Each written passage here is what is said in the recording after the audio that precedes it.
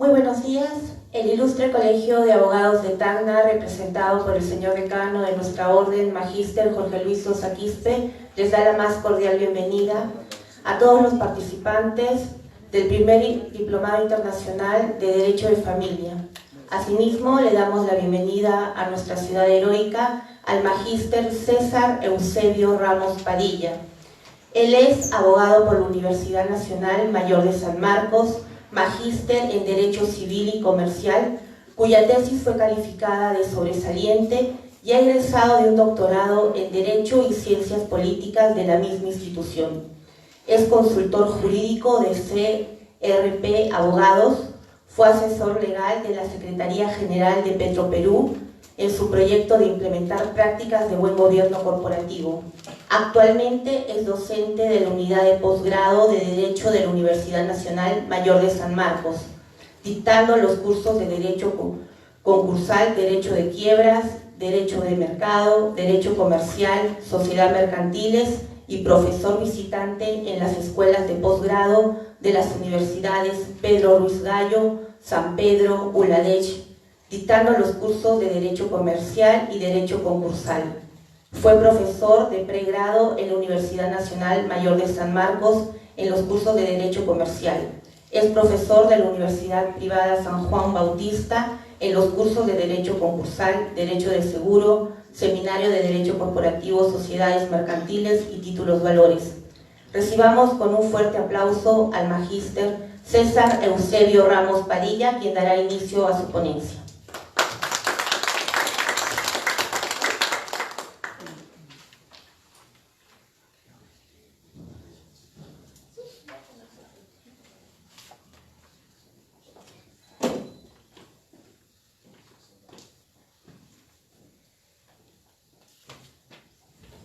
Buenos días, es un honor estar aquí en esta ciudad de Tacna, ciudad heroica. Les voy a mencionar cómo voy a dividir mi exposición, que me tienen que soportar hasta mañana, ¿no?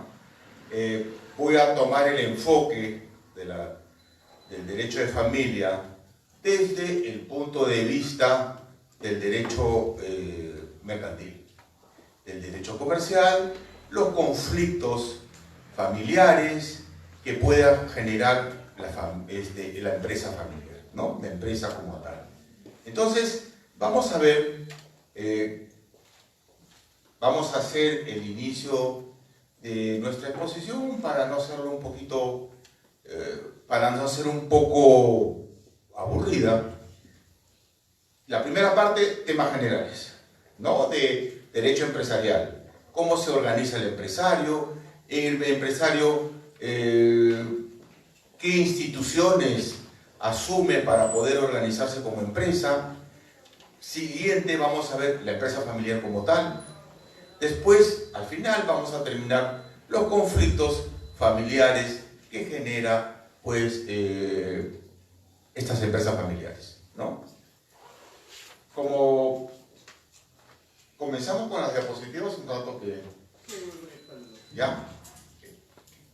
Miren, si nosotros vemos los datos estadísticos, vamos a tener que más del 50% de las empresas, si estamos hablando ya institucionales, son sociedades mercantiles, sociedades anónimas, pero las sociedades familiares están en todo tipo de sociedad, en todo tipo de sociedad, desde la sociedad anónima, la gran sociedad, como vamos a hablar, Banco de Crédito, Alicor, grupo, ¿qué grupo es? ¿Qué grupo familiar es el Banco de Crédito?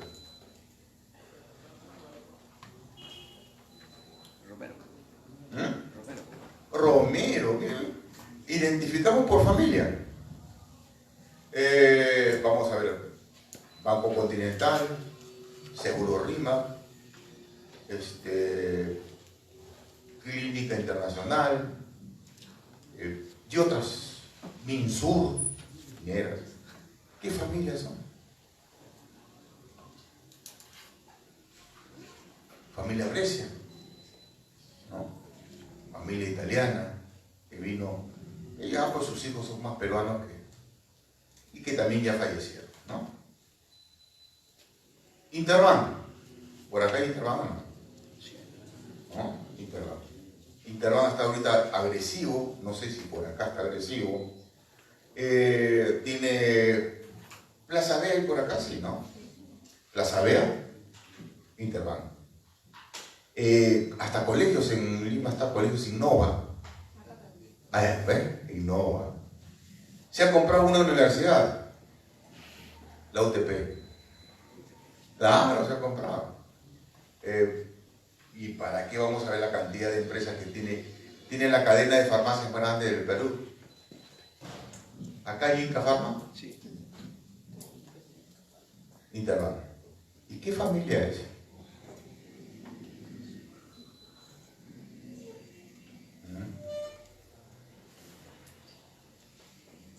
Fue ministro todavía de Economía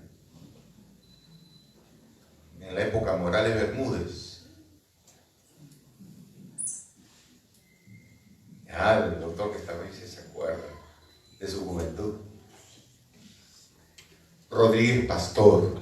Ve, ahora sí. La familia Rodríguez Pastor es dueño de Interbank y es agresivo en el mercado. Agresivo este ahorita. O sea que no nos descuidemos porque puede comprar hasta el colegio de abogados, ¿no? No sé qué le ha pasado, pero está una agresividad. Ya le dejó a nuestros vecinos, que usted está cerca del país de al costado, ya le dejó casi sin empresas, ¿no? Esa es la computadora. Entonces, como ven, la gran empresa, la mediana empresa, la pequeña empresa, está casi copado por empresas familiares, casi. Hay otras empresas que no son familiares, pero son los menos. Y encima la pequeña empresa y la mediana empresa prácticamente dan más del 70% de empleo en el país. Ya no tanto la gran empresa, porque la gran empresa busca automatizar sus sistemas de producción. Y los problemas que existen en todo tipo de empresas familiares es que muchas veces no llegan a la tercera generación, ¿no? Ya los hijos comienzan los problemas. Después los hijos, los nietos peor todavía. ¿Ya? Ahí, ya. Yo paso y ya con el punteo, ¿no? Si lo tienes, yo voy avanzando, conforme voy avanzando y me olvido el plagiador que traigo acá, ¿no? Comienzo a... ¿Tú vas cambiándolo o...? Ya, yo voy cambiando.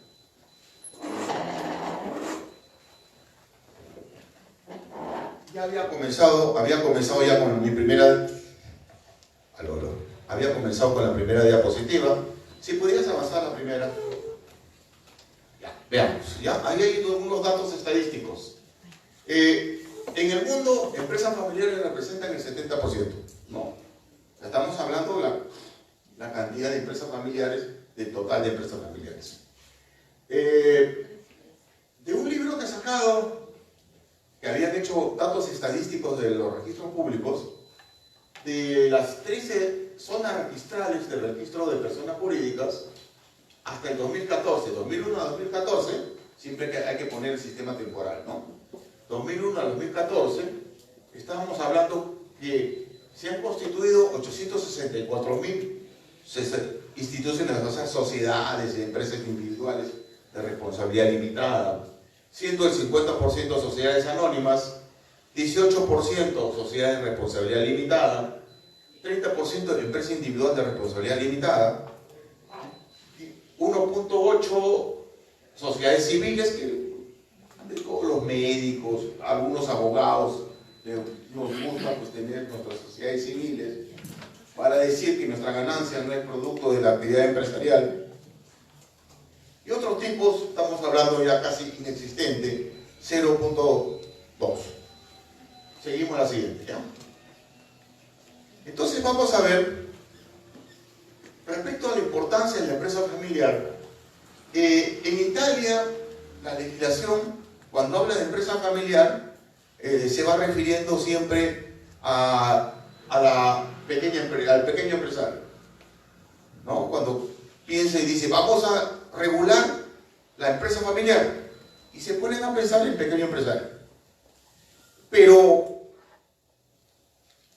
la realidad, ¿cuál es? Que las empresas más importantes inclusive del mundo, Ford, Fiat, Ford inclusive es apellido de familia, ¿no? La familia Ford, Fiat, Michelin, Siemens, Samsung. Creo que el hijo del dueño de Samsung estuvo preso por corrupción, algo así, ¿no?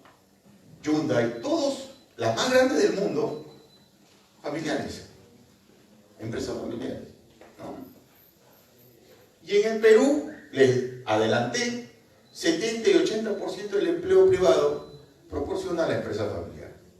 Entonces la empresa familiar debe estar en la mira, pues, de la legislación. La empresa familiar debe estar en la importancia que nosotros le debemos tomar en sus conflictos para que no desaparezca, para que estas empresas desarrollen con mayor amplitud. Pero, y ahí le lanzo el primer problema. El 85% de las empresas familiares no sobreviven a la tercera generación. Para ponerse a pensar, imagínense que, ya no digo personas, sino el colega que está sentado acá, lo ponemos en, ¿no? Es fundador de una empresa exitosa. Por motivos de la vida se enfría, o sea, muere, ¿no? Los herederos son 4 hijos. La esposa del hijo, a una de las hermanas le pusieron de gerente general. La esposa de uno de ellos le dice, pues, no eres ni hombre para tomar la batuta de esa empresa. Si no eres mi hombre, ¿qué haces a mi costado? Duerme con el perro, ¿no? Comienzan los problemas. Y los esposos, muchas veces, de las accionistas, también aparecen muchos vividores, ¿no? Les llaman la familia de los vividores, puro vividor. Entonces, como ven, ya estamos hablando de segunda generación, comienza a haber conflictos entre hermanos, que no generados por ellos. Y cuando a la tercera generación ya vemos los primos, ya se arma un conflicto que a veces desaparecen las empresas, ¿no? Piensan que es la gallinita de los huevos de oro, matan a la gallinita por decir vamos a repartirnos lo que haya, y al final no consiguen nada, porque la empresa produce utilidades, produce riqueza, pero no es riqueza en sí mismo, sino la producción que genera. Entonces vamos a ver esta primera parte. Cuando ya quieran un break me avisan, porque yo comienzo a hablar y no termino, ¿ya? Tipo de empresas y empresas familiares. Las empresas, estamos hablando que están en todo tipo de actividad económica. Se trató de identificar con la pequeña y mediana empresa y se trató de asignar determinados tipos de organización empresarial.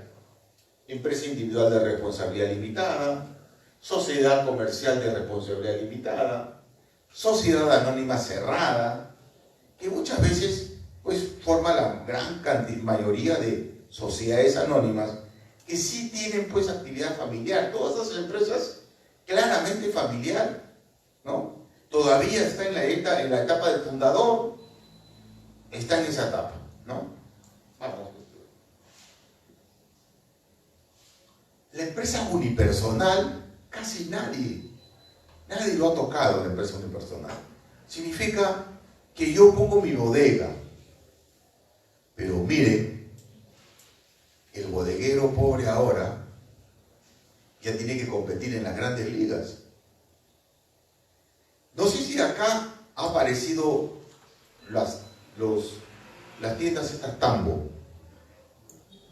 No. Entonces en Lima ha aparecido por casi todo Lima los tambos. Los tambos eran cuando los chasquis corrían, iban cansados y llegaban a un lugar y tenía su cancha, su mote, ¿no? Su toco, todo tenía y salía el otro relevo inmediatamente a llevar la comunicación o cualquier tipo de encomienda a otro. En Lima ha aparecido una serie así en los caminos de tambos. Pero ¿quién es dueño de la cadena Tambo? Que son bodeguitas chicas, ¿sabes? Pero modernas. ¿Quiénes son los propietarios? Y también familia. ¿Quién, doctor? No, sería Grecia, ¿no? Pero no. Y a veces ustedes paran tomando su agua, color amarillo. ¿Ah? Inca Kola. La Inca Kola, ¿qué hizo? La Inca Kola era propiedad de una familia que fue inclusive presidente de la República, el general Lindey. El año 62 fue presidente de la República. Lindey, su familia, creó la Inca Kola, pues, ¿no? La empresa familiar también, ¿ve, doctor? ¿No? Pero después ha dado un salto cualitativo. ¿Por qué? Porque ha ingresado a la Inca Kola un monstruo, la empresa más grande del mundo. ¿Cuál es, doctor? Coca-Cola. No la compró, están a mitad. La familia Lindey y la Coca-Cola. Entonces la Coca-Cola, como es ingreso en las fábricas de la Coca-Cola, en Nueva Jersey, donde tenemos un montón de familiares, en todo el mundo, el peruano está en todo el mundo, parecen algunos como los venezolanos, ¿no? En todo el mundo. Va la selección a cualquier país del mundo y llena estadios. ¿Por qué? Nos hemos escapado a muchos, ¿no? ¿Es así o no? No. Entonces, no digamos que ha habido maduros, ¿no? También ha habido acá nuestros maduros y nuestros podridos, ¿no? ¿Y qué hacen esos lugares donde hay peruanos? La Coca-Cola fabrica Coca-Cola. ¿No? Entonces, ya ha sido una alianza estratégica y todavía tiene dinero ahora para hacer toda una cadena de bodegas chicas, los tambos. Inclusive, uno sale a veces de la universidad sin desayuno, voy a comprar algo, compro un yogur y hay pan con camote a sol 50, ¿no? Pan con tamal a sol 50. ¿Quién lo vende? Tambo. Hasta comida lo venden ahí y tienen sus microondas porque tú lo calientas y atienden las 24 horas. El pobre bodeguero tiene otras cosas que ya no tiene Tambo, ¿no? El bodeguero tiene arroz, azúcar, al granel. Hay su ventaja que puede sacar, ¿no? Pero apareció, junto con Tambo, apareció otro monstruo en bodeguitas, ¿ah? Más en Lima. No sé si habrá acá. Y aparece como un apéndice de Plaza Vea. ¿Qué familia es? Rodríguez Pastor. O sea, los Rodríguez Pastor ya están oliendo también ese mercado de las bodegas. Y nuestras bodegas, ¿quiénes están? Empresa unipersonal. Es el propio titular que realiza en nombre propio y de manera habitual la actividad comercial, industrial o prestación de servicios. La comercial, el bodeguero. Industrial, porque algunos tienen sus talleres que funcionan, son exitosos. Se dedican a ser transformadores. Estamos hablando de actividad industrial. O prestación de servicios, tiene su empresa que da servicios de limpieza y otro tipo de servicios. Responde, pero ¿cuál es el defecto acá? Que este señor responde con todo todo su patrimonio por las deudas. Responde con todo su patrimonio. Entonces estamos hablando que responde tanto desde el punto de vista empresarial como el personal, con todo su patrimonio, y su responsabilidad es ilimitada. Es ilimitada. Sigamos así. Entonces, como se busca limitar la responsabilidad de esta persona natural, se establece esta famosa empresa individual de responsabilidad limitada. ¿Ustedes han tenido contacto alguna vez con personas que han querido constituir esta empresa individual de responsabilidad limitada por acá? ¿O muy poco? No han visto carteles tampoco, ¿no? Pero es el empresario individual que quiere que su actividad empresarial sea afectado por un aporte que él ha dado para iniciar. Entonces, él ha dado un aporte, y ese aporte es lo único que va a estar afecto si es que le va mal en el negocio. Entonces los acreedores van a ir contra ese patrimonio de afectación. Ese patrimonio de afectación. Pero tiene sus problemas porque la ley le establece como que solamente es para la pequeña empresa. Y si quiere crecer, ya tiene los problemas, ¿no? Tiene sus problemas. Entonces, en este caso, el titular de la empresa no responde personalmente por las obligaciones de esta empresa individual de responsabilidad limitada. Históricamente, la sociedad colectiva era que varios empresarios se juntaban y bajo un nombre colectivo realizaba la actividad empresarial. El mismo defecto trae de su responsabilidad. Es muy difícil hacer proyectos de gran envergadura cuando uno siente que está afectando el patrimonio de su familia. Me puedo quedar sin casa, ¿no? Entonces, la actividad de mayor riesgo, yo no puedo pues comprometer también el patrimonio familiar. Pero estas sociedades colectivas, estas sociedades comprometían o comprometen, si es que existen, todo su patrimonio familiar de todos los socios. Todos los socios responden solidariamente, ilimitadamente, por la actividad empresarial que hace. Le va mal, los acreedores tienen el derecho inclusive de ir contra el patrimonio de los socios para cobrarse todo. Una comisión reformadora quiso eliminarlo, pero inversionistas extranjeros veían con buenos ojos. Dicen, vamos a ver, señor Rodríguez Pastor, que usted ha tenido casi toda su familia en los ministerios de Economía. Con usted, ¿por qué no hacemos una sociedad colectiva? Y usted es mi escudo en el caso que algún presidente loco quiera expropiar mi negocio. Y yo lo pongo a usted como escudo. Porque cualquier problema, también su patrimonio está envuelto en esto. Eso fue el motivo por qué no desapareció de la legislación.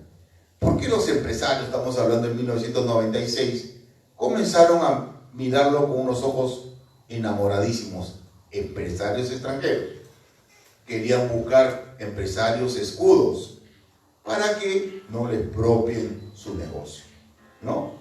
Porque nuestro país es muy famoso de la expropiación de los negocios, ¿no? Entonces, es una de las formas que ellos cuidaron. La siguiente, hay unas sociedades en comandita que es un mixto, socios que responden colectivamente y hay socios que responden limitadamente con su aporte. Es un poco ya criterios históricos que no se ha encontrado en Arequipa, que ellos no quieren ser ya peruanos, dicen, ¿no? En Arequipa se han encontrado algunos vestigios de las sociedades en comandita. Estas sociedades en comandita hay socios comanditarios que responden ilimitadamente con su aporte y hay socios colectivos que responden con todo su aporte. Estos socios colectivos, ejercen la administración. El ceso comanditario no puede ejercer la administración de la empresa. Si lo ejerce, también responde colectivamente. ¿Ya? Siguiente. Ya pasamos a la siguiente, porque ya se comandita por acciones, sino que todos los socios son accionistas y los colectivos que responden por su patrimonio son los socios que administran la sociedad anónima. ¿Cuál es el atractivo de la sociedad anónima? ¿Por qué la sociedad anónima se pone en el atractivo de la gente?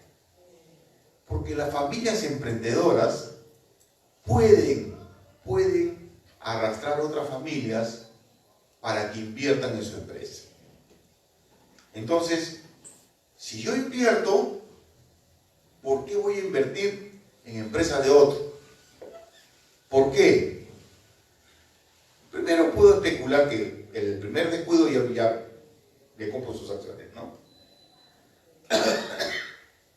Pero veamos cuáles son los atractivos. Primer atractivo, voy a participar en las utilidades y se van a lanzar por negocios de alto riesgo, que puedo tener grandes utilidades. Segundo, mi responsabilidad es limitada al aporte que yo di. Y tercero, que siempre el hombre y la mujer se quieren sentir libres. O sea, yo puedo desinvertir en cualquier momento. ¿Cómo desinvierto? Vendo mis acciones, ¿no? Ya no me siento atado por la firma de un contrato, ¿no? Y decimos, rompamos el contrato de este amor barato, ¿no? Puedo desinvertir.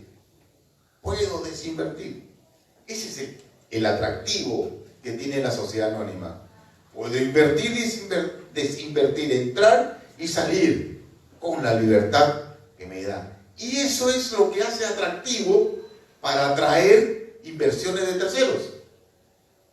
Entonces los terceros puedo yo atraerlos. Pero acá comienza que muchas veces está orientado a separar la propiedad de la administración. ¿Por qué? Vayamos a ver situaciones reales. Forman la empresa dos. Estos dos tienen 4 hijos cada uno. Se mueren estos dos. Ya son 8. Que comienzan la lucha por control. Se mueren estos 8. Tienen 4 hijos cada uno. Son 32. 32 en la lucha por el control. Y se convierte en un pandemonio estas empresas, ¿no? ¿Qué familia ni familia comienzan los problemas? Y eso que no contamos todavía con los cónyuges, ¿no? Que comienzan otro problema. No sé por qué Dios creó el matrimonio, ¿no? Porque genera puros problemas. La doctora se ríe, el doctor también, ¿no? Pero genera. Y a pesar que es mucho más ágil, ¿por qué? Porque mi derecho de participación lo he incorporado a títulos negociables.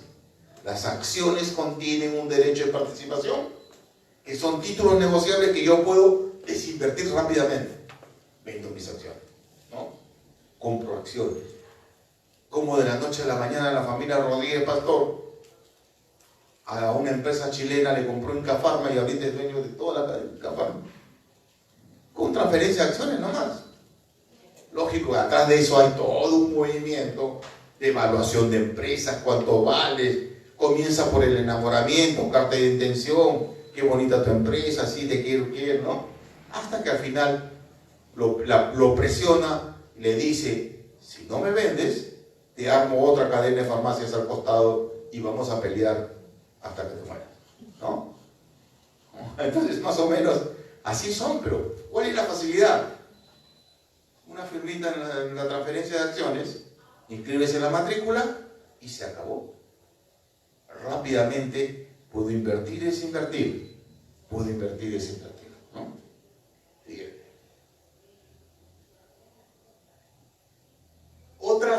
modalidades. Si bien es cierto, la sociedad anónima es una, pero está sujeto a modalidades. ¿Qué modalidades hay? La sociedad anónima abierta y sociedad anónima cerrada. Pero en las dos clases de sociedades, las sociedades familiares también están. En las dos clases de sociedades, las sociedades familiares tienen su régimen propio. ¿Quiénes están en las sociedades anónimas abiertas? Los bancos. ¿Quiénes están en los bancos? Familia Brescia, familia Rodríguez Pastor, familia Romero. Entonces, no es que la sociedad anónima abierta ya sea de todos, de un montón de accionistas. También están las sociedades familiares. Son muchos de ellos sociedades familiares. Hay una serie de instrumentos de control que han creado las sociedades familiares. Según me cuentan, la familia Rockefeller, del grupo Rockefeller tiene solamente el 5%. Pero cuando van a revisar Junta General de Accionistas, llegan con el 95%. ¿Cómo? ¿Por qué? Veamos. Lo que hacen ellos, como el accionariado difundido, el 95% de las acciones están en manos de gente que ni se conoce, por eso son sociedad anónima. Lo que ellos hacen, utilizan el Chase Manhattan Bank, que es el banco de los Rockefeller, y ellos tienen depositado los accionistas en ese banco sus acciones. Cuando se va a realizar la Junta General de Accionistas, el banco les comienza a mandar una cartita a cada accionista para que le entregue un poder. Y ese poder le permite a la familia llegar con el 95%. Y comienza el negocio de los famosos proxies, o ya regulado en algunos países como oferta pública de representación. Yo quiero ser tu representante, lanzo la oferta pública, que no sea secreto, que los bancos no utilicen en secreto esa forma de representación para que la familia utilice como le da la gana esos tipos de votos. Estamos hablando de monstruísimas empresas que utilizan las familias determinadas formas para controlar sus propias empresas, ¿no? Que ya se les escaparon de las manos. Estas empresas, sociedad anónima abierta o cerrada, la cerrada, que vamos a explicar más tarde, que tiene simplificado algunas formas de su estructura orgánica, inclusive ha simplificado el directorio, puede haber no haber directorio, pero sí ha puesto trabas para transferir las acciones, ¿no? Que vamos a ver después. Siga, doctor. Ya les hablé un poco de las sociedades anónimas abiertas, que es en unos casos obligatorio cuando son más de 750 accionistas, y en otros casos cuando son más de 350, ¿no? Obligatoriamente tengo que constituirme como sociedad anónima abierta. Todos los demás casos son voluntarios, pero estos son los que cotizan sus acciones en bolsa. Cotizan sus acciones en bolsa. Pero más o menos les voy a decir cómo funciona. En la bolsa hay un mercado primario, que son acciones nuevas. ¿Por qué yo utilizo el mercado primario? Porque coloco acciones sin dueño para que alguien suscriba públicamente las acciones y ingrese como accionistas a la empresa. El mercado primario significa son acciones de nadie, que yo lo compro, soy el primero. Por eso se llama mercado primario. ¿Ya? Mientras hay un mercado secundario, que eso sí funciona en nuestro mercado de valores fuertemente, mercado secundario, que son acciones ya creadas y lo paro yo negociando. ¿Qué ha pasado esas acciones por 50.000 manos? ¿Qué podemos decir adquisición derivada? Yéndonos a derechos reales. Uno es adquisición originaria, mercado primario, las acciones no son de nadie, se lanzan para que yo suscriba, coloco yo mi dinero y ya soy accionista. Y el mercado secundario es mercado derivado, significa que ya ha pasado por 50.000 manos esas acciones y yo voy a comprar acciones de otros, ¿no? Mercado secundario. En eso nomás se dedica la bolsa. Pero ¿cómo el ánimo familiar influye en la bolsa? Mercado primario de acciones no hay. ¿Por qué? Porque las familias tienen miedo de perder el control. Quiere tener que el control sea siempre familiar. Entonces ustedes ven, todos los días hay publicaciones en el comercio, en el peruano, no hay mercado primario de acciones. Escasos. Creo que hay que ponerlo con cuadros y que sale. Pero mercados secundarios sí, todos los días se cotizan. Pero esos mercados secundarios son las acciones que la familia le da la gana soltarlos. Sueltan al mercado para que lo compren y ellos todavía tienen el control. Mientras no pierdan el control, van soltando acciones y se van negociando las acciones. Pero la familia, a ver si pierden el control, ¿no? Algunos casi han muerto por controlar, como la familia Vice, casi se va todo el grupo a la quiebra con el banco Vice, que tuvo que ser absorbido por otro banco como Banco Sudamérica y forman el Scotiabank. Entonces, a veces, por la terquedad familiar, casi se hunde el buque, ¿no? Y el grupo Vice casi se hunde también, la familia. Ya, siguiente. Las sociedades anónimas cerradas. Pero vean que estas sociedades anónimas cerradas han querido hacerlo con criterio familiar. ¿Ven? Entonces dicen, primero que no sean más de 20. Yo les hemos demostrado que la familia puede crecer más de 20. Les dije al inicio, 2 fundadores, cada uno con 4 hijos. Se enfrían estos 2, ya son 8 accionistas. Cada accionista 4 hijos, se enfrían estos 8. Ya son 32, pasaron los 20. ¿No? Entonces ya comienzan mayores problemas. Mayores problemas. Si bien es cierto, es preferencia de las familias empresariales, no prima el peculio, sino prima la persona. Sus acciones no son libremente transmisibles. Tratan de cerrarse. Usted es accionista, ¿quiere vender? Ofrezca primero a los demás. Cláusula de tanteo, no del tonteo, pero tanteo, ¿no? Primero ofrece a los demás, si nadie quiere, puede vender a terceros. Segundo, cláusula de consentimiento. Tengo que pedir permiso. Puedo salir el sábado a tomar con mis amigos. Puedo salir a la fiesta. Puedo venderlo. Te van a decir sí o no. Si te dicen no, la sociedad está obligada a comprar. ¿Ya? Obligada a comprar. Y es más, en la sociedad anónima cerrada, hay un sistema interesante. ¿Pueden ustedes tener algún hermano un poquito sinvergüenzón? No pasa alimentos y le inicia juicio de alimentos. Como saben que tienen acciones, piden embargo de las acciones. Y se rematan las acciones, se van a rematar. ¿Al remate qué cosa van? ¿Va a pasar a terceros o no?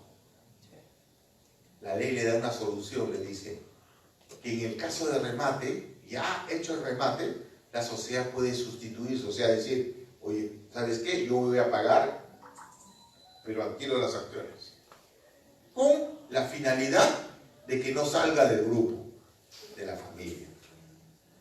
Inclusive ya es el criterio profesional.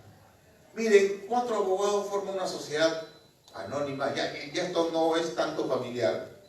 Una sociedad anónima cerrada, 4 abogados. Pero se enfría uno. Cuando digo se enfría, se muere, ¿no? Va a ser más bonito, no es que decir muerte, ¿no? Se enfría uno. Pero esta persona y mi hijo es ingeniero nomás. Por mortis causa, ¿qué significa? Que los hijos van a ser accionistas. ¿Pero qué van a ser accionistas en una empresa que se dedica a dar servicios jurídicos? La ley le faculta, si es que pongo en el estatuto, que la sociedad o los accionistas pueden adquirir a un precio que estipule el perito esas acciones del socio que se enfrió para pagarle a los hijos y que las acciones no pasen a los hijos porque por motivos que son ingenieros, no son abogados, ¿qué van a hacer ellos ahí en una sociedad que da servicios jurídicos? Entonces, la sociedad anónima cerrada tiene esas características que le he dicho, lo que se puede decir en 3 clases, le he dicho en un momento, no un rato. Y normalmente, también la estructura. ¿Para qué va a haber directorio si muchas veces es el fundador el que, no? Tenía un cliente italiano que a veces no le entendía lo que me decía. Decía, doctor, tenía que llamar a sus hijos, oye, ¿qué ha pasado? ¿Qué cosas han acordado? Porque ellos, sus asambleas de Junta General, era la reunión de los almuerzos que tenían los domingos, donde todos tenían que ayudar a la nona o al nono a tener que hacer las pastas, y ahí se reunían. Y llegaba y decía, ¿sabes qué? Vamos a modificar los estatutos. Vamos a ampliar vamos a hacer que se aumente el capital, o que sea, ¿no? Entonces me llamaba y me decía, doctor, hay que aumentar el capital, ¿no? Inmediatamente hacía el aumento y hacía el acta, y si me aprobaba el nono, ya los demás firmaban, ¿no? El acta, ¿no? Con la firma del nono ya lo firmaban los demás. Entonces, ¿para qué tener directorio? Si todavía esa empresa, quien decide es jerárquicamente el más antiguo de la familia, ¿no? Él decidió. Entonces la ley dice, bueno, hay que ser pues que tenga un gerente general, y el gerente general asume las funciones del directorio. El directorio. Utilizado mucho por la familia lo siguiente. La sociedad de responsabilidad limitada tradicionalmente fue muy utilizada por las sociedades familiares. La sociedad de responsabilidad limitada tiene un problema, que para vender o negociar sus participaciones tengo que hacer escritura pública y tengo que inscribirlo en los registros públicos. Mientras la sociedad anónima cerrada, cuando transfiero las acciones, solamente tengo un registro privado, que es el registro de matrícula de acciones, y ahí hago las transferencias. Entonces, esto ha sido que un poquito se ha detenido el crecimiento de estas sociedades de responsabilidad limitada, pero casi todas sus instituciones han sido tomadas por la sociedad anónima cerrada.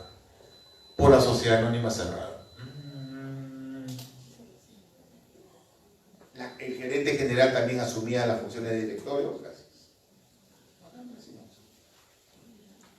Ya, asumía las funciones de directorio. Yo recién me cambio.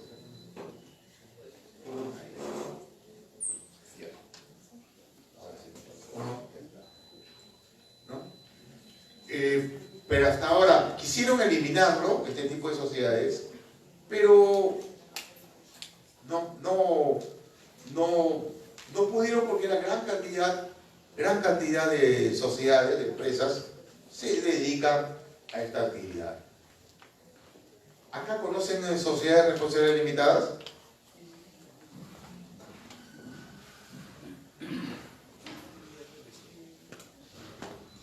Lo que quiso los reformadores de la ley era eliminarlo, pero no se pudo. La siguiente diapositiva, por favor.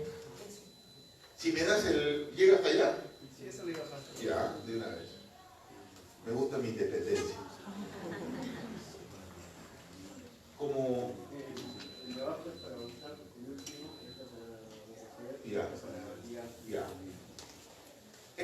empresa familiar. Cuando ustedes quieran un break me avisan, porque si no yo no termino de hablar, ¿ya? Doctor, el break va a ser a las 11:30. Pero tú díganme ustedes, ¿no? Yo no quiero ver.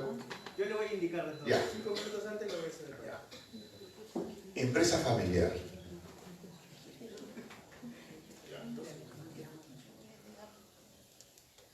Y veamos, de todas maneras, veamos el punto de vista económico, ¿eh? Dice, bueno, todas las empresas en el mundo han tenido pues un inicio familiar. Vamos a ver datos estadísticos. Estados Unidos, dice, representa el 80% del total de las empresas, ocupando el 50% de sus trabajadores.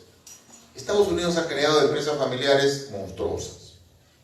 Ford es una empresa familiar. Ni siquiera familiar, comenzó por un fundador, Henry Ford, después vino la familia, lograron triunfar. Y ahorita vamos a ver por qué, ¿no? Pero es una empresa monstruosa. Todas las empresas, ¿eh? JP Morgan, pues, salió de una persona, es un monstruo. JP Morgan, Rockefeller, es otro monstruo. Pero ¿de dónde viene mi familia, no es cierto? Empresa familiar. En la Unión Europea, dice, representa el 60% de las empresas y cuentan con más de 100 millones de trabajadores. La importancia en Europa. En España, 85% del total de las empresas, generando 70% de ocupación laboral. Por eso es importante este tipo de empresas familiares. Vamos a ver el concepto de empresa familiar y qué elementos tiene.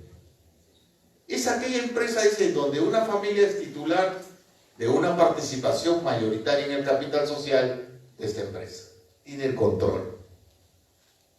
Tiene el control político y económico de la misma. Pero siempre el fundador o la familia del núcleo dice, lo hago para mis hijos, ¿no?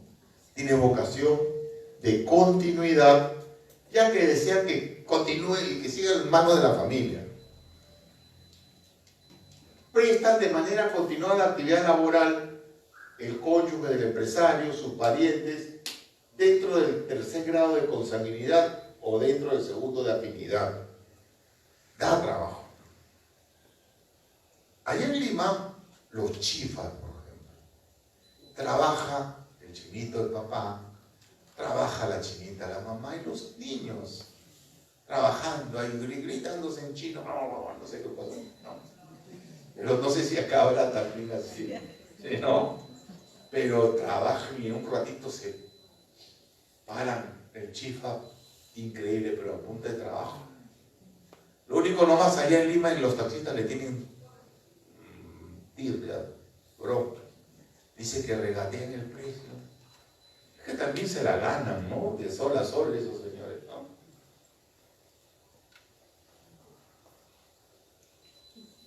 Elementos de la empresa familiar. Veamos los elementos. La empresa familiar está compuesta por 3 elementos que se le reconocen. Propiedad, significa que la familia es propietaria de la mayoría de acciones. Hay una familia, ¿no? Hay una familia que es la propietaria y la empresa. Entonces estamos viendo propiedad, familia y empresa. Esta diferencia de las empresas no familiares, que tienen solamente 2 elementos, propiedad y empresa. Propiedad y empresa tienen la mayoría, pero falta familia. Y la familia es la que ejerce siempre el control.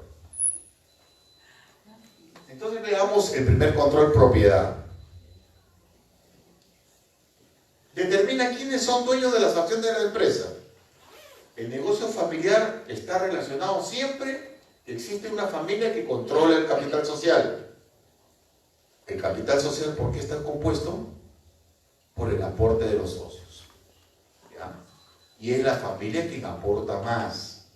Por eso ejerce el control. Inclusive no quiere que aporten otros, porque tienen miedo de perder el control, ¿no? O sea, puede ser titularidad mayoritaria o compartida con otras personas o familias, incluso ostentando una participación minoritaria, pero gestiona la empresa. Un tiempo, la Bacus, no era la familia Bentín la que tenía mayoría de las acciones. En la Bacus estaban como accionistas varias familias, inclusive estaba la familia Romero, la familia Brescia, varias familias estaban de accionistas y eran mayoritarios todavía. Pero los Bentín controlaban, ¿por qué? Porque ellos eran los cheleros.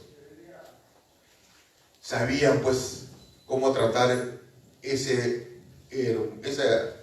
hermoso cereal que se llama la cebada. Porque la cerveza saben que es de cebada, ¿no? Aunque están sacando cerveza de trigo y otros, ¿no? Pero de la cebada de mejor calidad. Entonces los Bentín conocen, en cambio, ¿qué cosa hacían los Romero? Quieren meter un sol y sacar 5. Porque su actividad fue financiera, ¿no? Los Brescia igual, quieren comprar terrenos de una calidad menor y venderlo al triple. Porque ahí en Lima las zonas exclusivas eran prácticamente terreno de los Brescia. Y ahora está dedicándose a la actividad hotelera. Hasta hace poco era la familia más poderosa del país. Pero dicen que ahora la familia Rodríguez Pastor, que está agresivo, ha ocupado el primer lugar. Interbank. Acá parece que todavía no es muy agresivo, ¿no? Pero está entrando a colegios, imagínense. El colegio es gran negocio, ¿no? Con Innova. Allá, Innova, en Lima estaba riendo. Empresas han comprado Bembos, ha comprado Belisario, no sé si acá hay Belisario, pollería. Todo han querido comprar una clínica más importante como la Ricardo Palma en Lima. No le ha salido el negocio, pero bueno, está atrás ahí como fiera. O sea, la familia Rodríguez Pastor está en esa situación. Pero a veces controla, hay participación minoritaria, pero gestiona la empresa. Entonces hay control familiar. El elemento familia. Grupo de personas emparentadas entre sí, ascendientes, descendientes, colaterales y afines de linaje. Una de las familias golpeadas con esta etapa de corrupción ha sido la familia Graña, ¿no? Graña Montero, y que ha jalado de pasadita a la familia Miró Quesada. Ahí no necesitan ustedes, tanto han estudiado en la universidad que las empresas se fusionan, ¿no? Allá no. Parece que en las reuniones sociales iba la familia Miró Quesada, iba la familia Graña y los chiquillos por ahí emparentándose. Y aparecen ya ahora hay un montón de ingenieros Graña Miró Quesada, sin necesidad de fusión, que son empresas que están vinculadas, ¿no? No necesitan vincularse de otra manera. El elemento familia. Estamos hablando parientes consanguíneos, relación familiar existente entre las personas que descienden o ascienden una de otra. Padres, hijos, abuelos, nietos, colaterales, tíos, hermanos, primos, sobrinos. Parientes por afinidad, que también los parientes políticos, ¿no? El ñao, digo el cuñado. Y los cónyuges de cada uno de ellos. Parientes por adopción, son pocos, pero también son centros que generan problemas. Y eso no hemos visto que hay familias ensambladas, que una persona se divorcia de otra y de repente, pues cuando se casa con la segunda, la otra también tiene su familia que jala y esos también van a querer participar en la empresa familiar, ¿no? Y el elemento llamado empresa, que estamos hablando de la actividad empresarial, conjunto de individuos que laboran en ellas, o sea, si bien es cierto existen empresas, pero también hay familias que laboran dentro de la empresa, como familias que están fuera de la empresa, pero son propietarios, ejercen la propiedad. perciben un sueldo o beneficio económico directo producto de su trabajo, y la propiedad determina quiénes son dueños de las acciones. Pero también generan conflicto. Imagínese usted, a ver doctor, ¿se imagina usted que tiene una empresa que ha sido su papi? Pero usted dice, no, yo soy abogado, que voy a estar metido en la empresa, ¿no? Y se dedica a la abogacía. Pero acuerdan no distribuir utilidades, pero usted tiene el 25%, eran 4 hermanos. Los 3 hermanos, como trabajan en la empresa, dicen, mejor nos aumentamos el sueldo y no distribuimos utilidades, para que vaya engrosando la empresa, sea más fuerte. Y la que no está trabajando dice, ¿yo qué? Miro y aplaudo, ¿no? Comienza el conflicto. Ya vemos ahí una generación de conflicto. A pesar que todos tienen la misma propiedad, pero, o sea, son propietarios, pero no forman parte interna de la actividad productiva, ¿no? Ese se comienza otro centro de conflicto.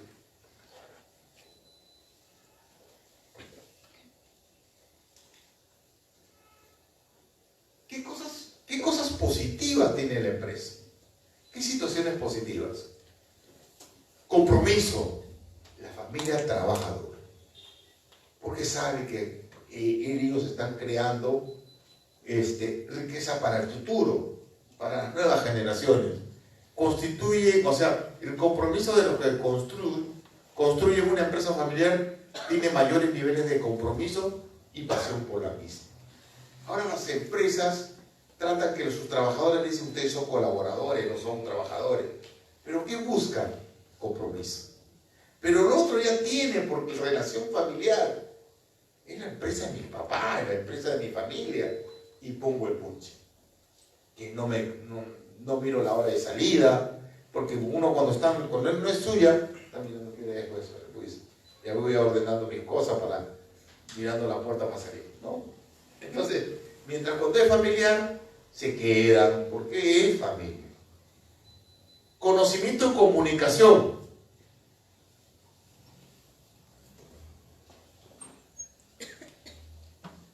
Estos clientes de familia italiana se comunicaban todos los domingos, pues todos los domingos comenzaban a ayudar a la nona para hacer la pasta y hacían reuniones familiares. Ahí llevaban a la Junta General de Accionistas, llevaban a todos a tener información y comunicación constante, porque son parte de la familia. Hay conocimiento, las empresas familiares tienen sus propias maneras de hacer, su propia tecnología, o sea, estamos hablando nosotros que generan tecnologías especiales. Una de las familias también exitosas, los Wong, no sé si ustedes tuvieron conocimiento, pero ya pasó, pero los Wong creo al vecino del costado, ¿no?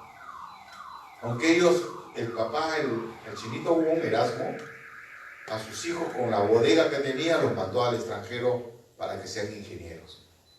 Ahora con la plata que han vendido a nuestros vecinos, tienen agroindustria, unos campos enormes en Paramonga, y están haciendo lo que su profesión hace.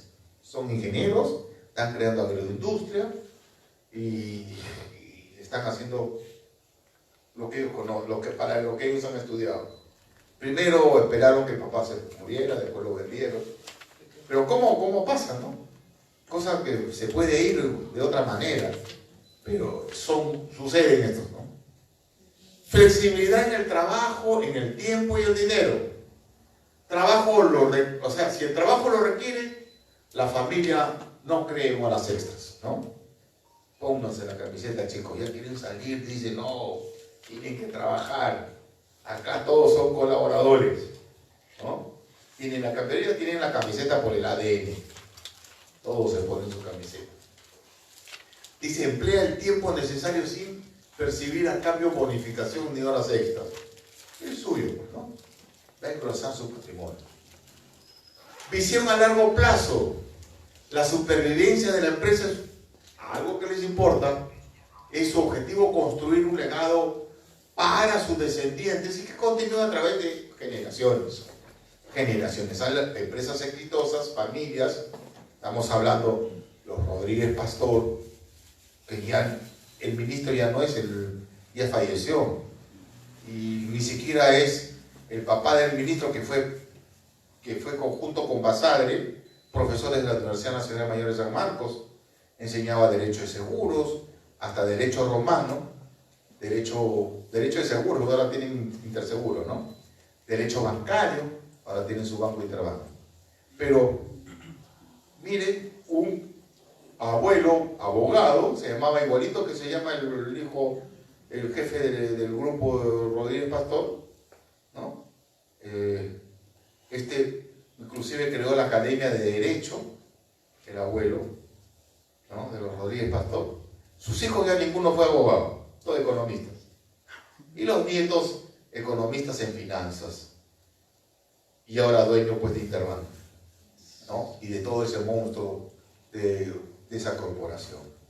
Pero ya ven, chicos, estudien bien derecho y sus hijos van a ser dueños de corporaciones. Entonces, eso significa visión a largo plazo. Visión a largo plazo.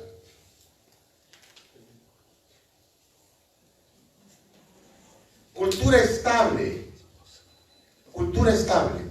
¿Por qué? Pues es la cultura familiar. El respeto familiar, el respeto que tiene que tener por el nono, el respeto es una estructura familiar y que lo lleva a la empresa, ¿no? Jamás le van a faltar respeto al nono, ¿no? Dice al nono, le han sacado la vuelta a mi hermana. El nono dice, mátalo, ¿no? ¿Se acuerdan de esa película donde es? Pero no llegando a esos extremos, pero así funcionan sus empresas, ¿no?, familiares, ¿no? Por eso uno, cuando es abogado de ellos, hay que sacarle la firma al nono. Ya le saca la firma al nono, ya la saca, los demás firman, los demás a ojos cerrados, ¿no? Rapidez en la toma de decisiones. Tiene su propia estructura. A pesar que no es la estructura de la empresa, el que decide es el jefe de familia. Él decidió y el presidente, el directorio, todos son, simplemente cumple su función. Pero ya rapidez en las decisiones por la misma estructura familiar. Concentración de funciones entre propietarios y gerentes. Entonces dice, permite que los negocios de propiedad familiar posean costos administrativos más bajos. El propietario es el gerente, ¿no? Ya no contrato a un gerente que me cuesta, que tengo que pagarle bien. Costos bajos, me ahorro de costos. Confiabilidad y orgullo. Imagínense ustedes que ustedes fueran así chinitos de la familia Wong, corporación Wong, cuando estaba en su... Tenía orgulloso, dice, no, yo soy grupo Wong. Paraba de Wong en Wong, ¿no? No. De repente, si mi nombre era Kiwi, dice Kiwi Wong, ¿no? Pero, por eso, por estructura familiar, las estructuras de la sociedad, de las empresas, eran también confiables y tenían el orgullo, eran firmes esas empresas, ¿no? Pero veamos las limitaciones. Limitaciones. En materia financiera, les voy a decir en materia financiera, ¿por qué yo tengo que financiar un proyecto de inversión? ¿Y cómo lo financio? Veamos. No sé si, bueno, yo quisiera que en Tacna crear una empresa que dé servicios gastronómicos, que le quitemos toda la billetera al vecino, ¿no?, porque no saben cocinar, ¿no? Entonces comienzo a generar una cadena de restaurantes, dónde hacerlos, dónde llevarlos, una cadena. ¿Cuánto me cuesta el proyecto? Ya le saqué, tengo amigos economistas y me dicen, el proyecto te sale 4 millones de dólares. Juntando en la familia tengo 2. 1,5 tengo, si no, juntando en la familia. ¿Qué hacemos? Pido préstamo al banco y cualquier economista te va a decir, mira, tío, papá, porque también le hemos sacado la consulta a la familia. Un buen proyecto de inversión te da, ellos le llaman tasa interna de retorno, ¿no? El TIR. Ahora todos ellos juran TIR, no sé qué cosa, ¿no? Mientras no sea TIR, bueno, eso ya. TIR, tasa interna de retorno. El TIR, que es exitoso, te va a dar un 17% de tasa. Significa 17% que voy a recuperar anualmente, 17% de mi inversión. Si fuese 20%, en 5 años recupero mi inversión, ¿cierto? 17%. Pero si lo financio yo por banco, el banco se va a llevar mi 25%, 20%. Y al final, ¿qué voy a hacer? Irme a la quiebra, ¿no? ¿Qué necesito? Socios. Si al socio le abono 12% anual, cualquier inversionista baila. Si me dice que la tasa interna de retorno es 17%, yo tengo para capitalizar, le reparto 12, tengo 5% para ir capitalizando, como autoahorro, ¿no es cierto? Que puedo ir capitalización de reservas, capitalización de utilidades, etc. Y con 12, hasta con 10, se siente un inversionista satisfecho. Consigue más que el banco le está pagando 2%, y si es a plazo fijo le está pagando 5%, ¿no? Entonces el inversionista está happy, feliz. Pero es riesgoso, ¿no? Capital de riesgo. ¿Y cómo es el riesgo? Puede obtener 20%, 25%, y el siguiente puede tener 12, 11%, pero él saca un promedio. ¿Qué necesito? Socios. Las empresas familiares tienen problemas de conseguir socios. ¿Por qué? Porque tienen miedo de perder el control. Tienen miedo de perder el control. Por eso tienen problemas financieros. Y segundo, que el banco para prestarte te va a decir, aumenta tu capital. Una vez voy a negociar con un gerente canadiense que iba pues a pedir que le amplíen la línea de crédito. ¿Qué le dice el banco? El banco le dice, tienes que aumentar capital.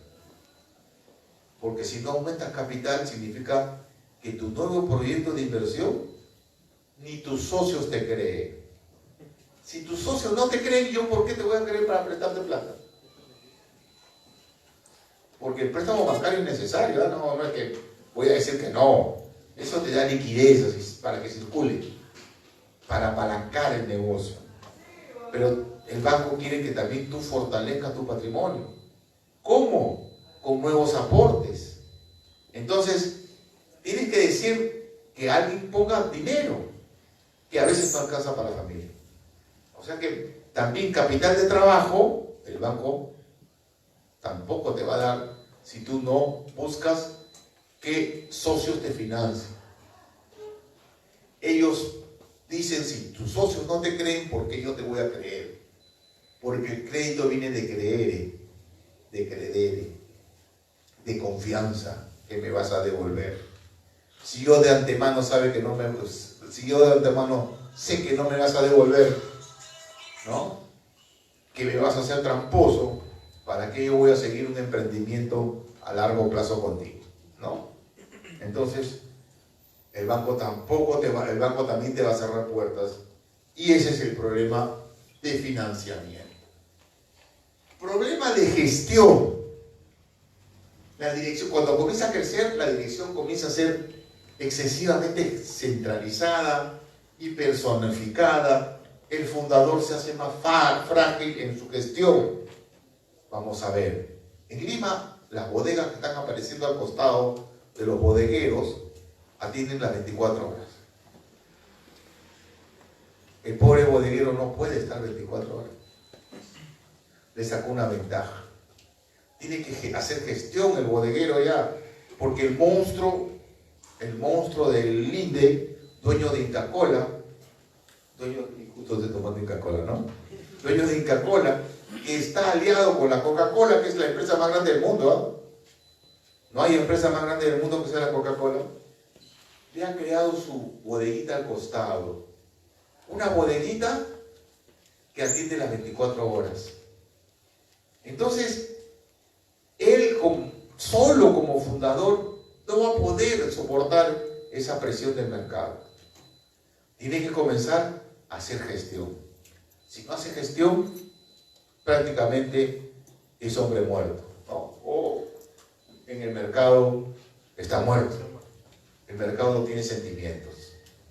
El mercado no le vas a decir, bueno, no he podido hacer mi tarea, que disculpe, no, te espectora, como sin sentimientos. Y llegué tarde, no pude, no sé qué, todos los días matando a la abuelita, tiene como 20 abuelitas porque mata cada rato a la abuela.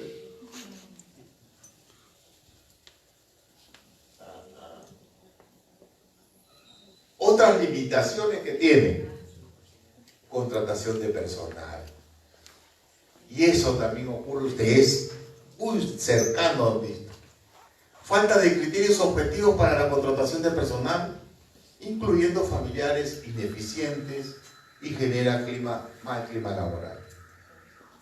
Aquí contrato a mi hijito, semejante vago que no le dejaba hacer nada, ni tender su cama, ¿no?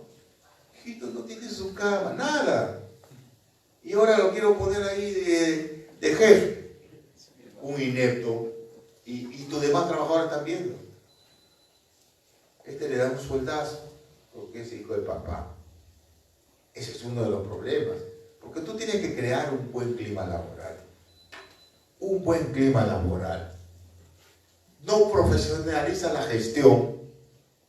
Le pones al sinvergüenzón que lo has tenido toda la vida, a algún familiar, lo pones y no profesionalizas. Ahora, ¿cómo vas a competir con esos monstruos que te ponen al costado de tu bodega? ¿No? Hasta el Grupo Romero ha puesto listo unas bodeguitas que salían, antes estaban en los grifos y ahora de los grifos están comenzando a meterse a ser bodegueros. Pero listo, como parte del grupo Romero. Monstruitos, ¿no es cierto? No solamente está Inca Kola, ahí en Lima con los tambos, que hay en todos sitios, hasta los pueblos más olvidados está su tambo. Entonces, ¿ven? Problema. Y yo lo pongo a mi hijito, a alguien que ni siquiera sabe tender la cama, lo pongo ahí que atienda, y el pata, que él cree que es la gallinita de los huevos de oro, agarra de caja, también se pone un poco, ¿no? Y comienza pues el debacle de la empresa, ¿no?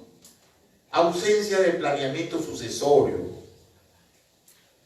El fundador cree que todos sus 4 hijitos tienen que ser gerentes, generales. Tiene que saber discriminar. Él es estudioso, tiene 5 maestrías, él se va para gerente general. El otro que solamente está metido en la cantina ya participe, le da sus chelas y que se vaya en un kilo, ¿no es cierto? Pero ¿qué papá va a decir? No, mi hijo se va a chelear, ¿no? Es bebe, pero bebedor, ¿no? Entonces, ese es su problema, porque cree que el bebedor va a ser un gerente, ¿no? Claro. Y eso sucedió, por ejemplo, en la familia Bertelo, que era dueño del Bancomer, deben ustedes acordarse, el banco el más poderoso del país, se vino abajo en un ratito, ¿no? ¿Qué pasa? Yo recuerdo que trabajaba ahí de abogado, así bien joven, mi primer trabajo que he tenido en la compañía de seguros, y yo tenía que llevar las actas de directorio, y uno de los Bertelos llegaba borracho, y era miembro del directorio, ¿no? Y el otro llegaba un tal Tosini, que era esposo de una de la Bertelo, un vividor, la gente le decía braguetero en ese tiempo, no sé por qué. Vividor, llegaba con unos carros, ¿y qué se sentaba, se echaba ahí y no decía nada. Entonces, y ahí comenzó a haber debate, se vino abajo el banco, el Bancoper, que era famoso, Bancoper era de los Bertelos, compañía de seguros, un montón de empresas, Ladriera Zárate, y un montón de empresas se fueron abajo. Se fueron abajo. Porque Alejandro Bertelo, que tiene la famosa frase de seguro, dice, más vale tener un seguro y no necesitarlo, que necesitar un seguro y no tenerlo, ¿no?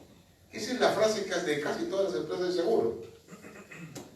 Pero a pesar de los hijos que tuvo, ¿no? Uno nomás era genio, pero ese genio tenía que pelear con los demás, que eran unos ineptos, ¿no? Comenzamos. Ausencia de planeamiento sucesorio. Ese fue el problema que le sucedió a los Bertelos. Concebir a la empresa familiares como una fuente de recursos. Me faltó plata, papá, sácalo de la caja. Y comienza el debate. No, papi, he dejado empeñado mi reloj en la cantina. Ya, hijito, saca plata de la caja y después lo responde. Nunca. Piensa que concibe la empresa familiar como fuente de recursos. Rigidez y falta de comunicación con los socios minoritarios. Por motivos X entran socios minoritarios y entre la familia nomás cuchichean, ¿no? Y al socio minoritario lo dejan aplaudiendo, y él también se siente mal porque ya quiere vender sus acciones. ¿Qué hago con algo que no me produce, que ni siquiera quieren repartir utilidades? Porque ellos participan en la empresa subiéndose los sueldos, pero yo no, que mira. Entonces, ahí hay un problema. Poca o nula información que reciben estos accionistas pasivos. Veamos principales fuentes de conflictos de la empresa familiar. Me van avisando si que ya se está produciendo. Me iba a avisar, doctor, 5 minutos antes, ¿no? Ya. Principales fuentes de conflictos. Veamos. Primero, miembros de la familia que no son propietarios y no trabajan en la empresa, pero son familia. ¿Y por qué yo no entro? ¿Por qué no estoy yo ahí? ¿No? Comienzan. ¿Quiénes son? Los que no son miembros de la familia. Ya les había adelantado. Los maridos, como las esposas de algún miembro de la empresa familiar, ejercen un poder muy fuerte, generando conflictos dentro de la organización. No sé si ustedes han tenido problemas con personas que son hermanos, que hay unas broncas por querer repartirse una casa que era de sus papás. ¿Saben lo que hice una vez? Me di cuenta que quienes presionaban eran las parejas y comenzaban entre ellos a odiarse, a odiarse, y estaba con el celular que le llamaba, oye, no sé si idiota, ¿cómo haces que tu hermana haga esto, que no sé cuánto? Y el esposo de la hermana, que no sé cuántos, esa gentuza que como si ellos, los que menos participación deben tener, los que más lloraban, ¿no? ¿Qué hice? Le dije, mira, ¿sabes qué? Esto está entrampado, encima que tampoco cobraba mis honorarios, ¿no? Pero bueno, vamos a hacer una cosa, los encerramos a los dos, sin celular, sin nada, con el conciliador, y hasta que salga la solución. Fue efectivo. Los hermanos se aman, pero las parejas los hacen odiar, ¿no? Imagínense que muchas veces llega el varón en una de las empresas que estuve asesorando, falleció mi cliente, que ya me querían sacar los demás, ¿no?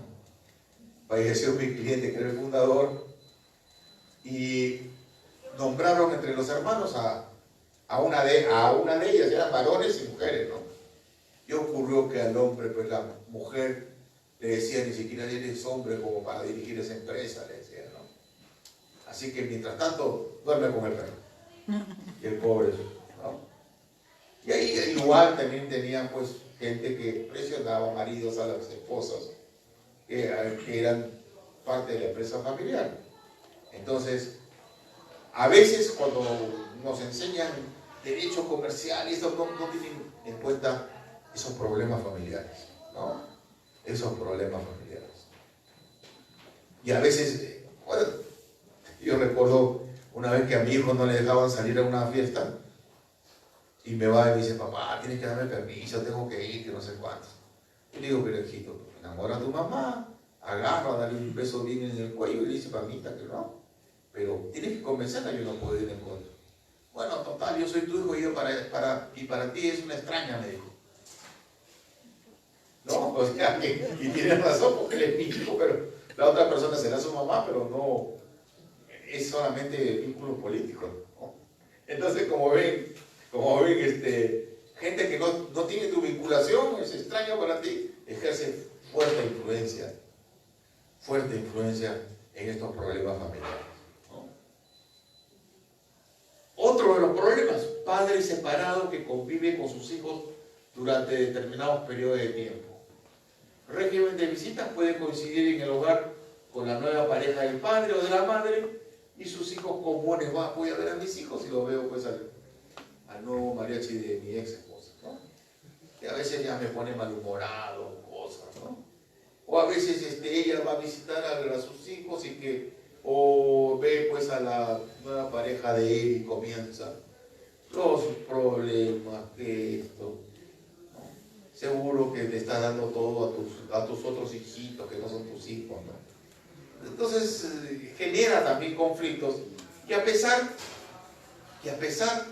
que directamente no tienes, ya está el problema. Inclusive si le das a uno de tus entrenaditos un trabajo en la empresa familiar, genera otro tipo de conflictos fuertes entre todos, ¿no?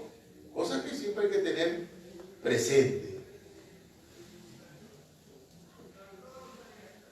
Propietarios de la empresa que son miembros de la familia, pero no trabajan en la empresa, cosa que pusimos un ejemplo hace un momento, ¿no? Nos dice accionistas familiares que son inversionistas. No tanto inversionistas, pues. Vamos a ver, el fundador, una empresa exitosa, tiene 4 hijos, 3 hijos ingenieros y 1 abogado. El abogado dice, ¿yo qué voy a hacer en esta empresa? Voy a dedicarme a mí. No, un trabajo de abogado. Pero ve que no reparte, a pesar de que tiene utilidades, no reparte utilidades. Él está mirando nomás, ¿y cuándo van a repartir? Y los miembros de la familia que están en la empresa dicen, hay que fortalecer la empresa, pero también hay que mejorar nuestras utilidades, ¿no? Nuestras utilidades no, nuestros sueldos. Se suben sus sueldos, pero no reparten utilidades. Los miembros de la familia que están fuera de la empresa comienzan qué cosa, ¿no?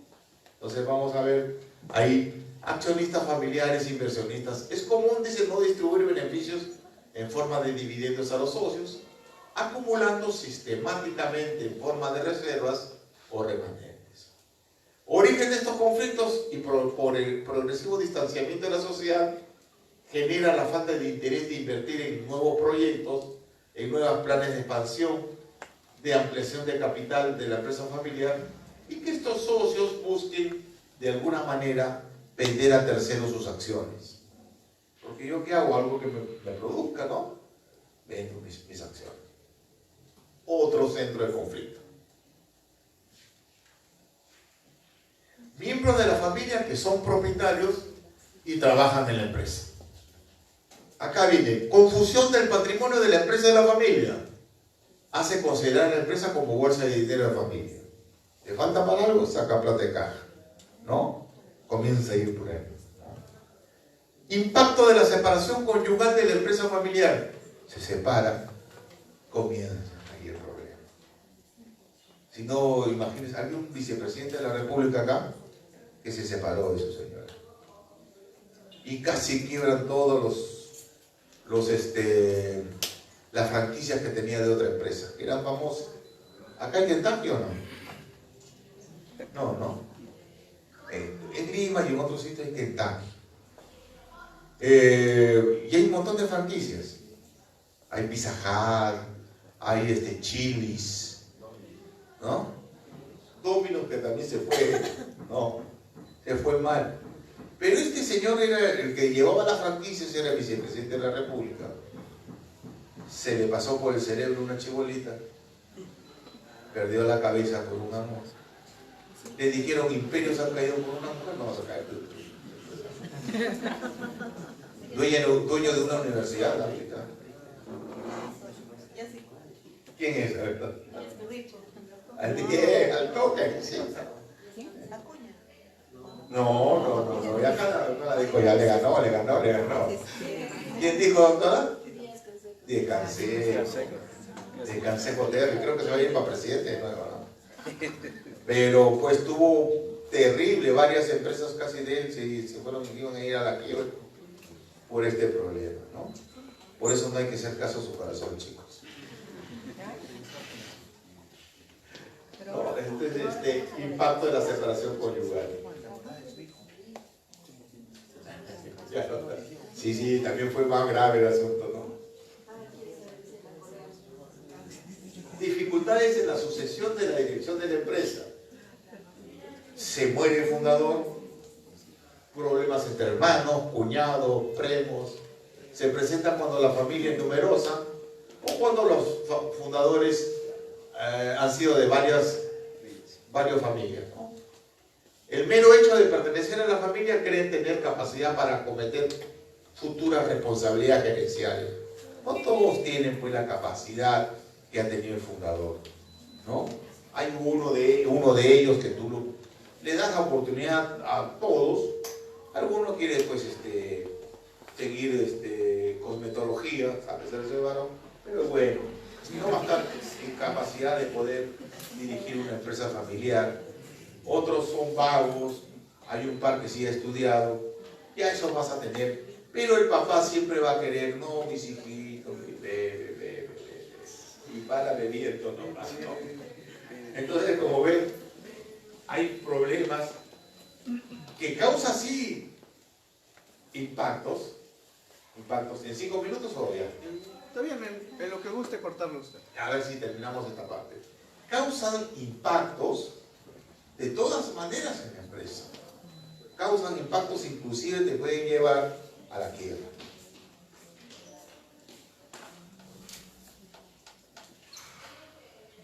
Yo creo que acá quedamos y seguimos después del break, ¿ya?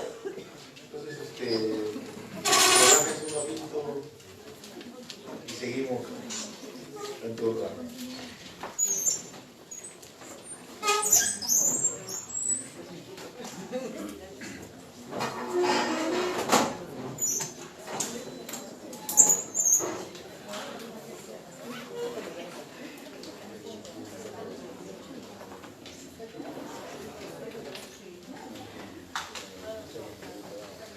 No se olviden que mañana vamos a tener una práctica de todo lo que hemos hablado.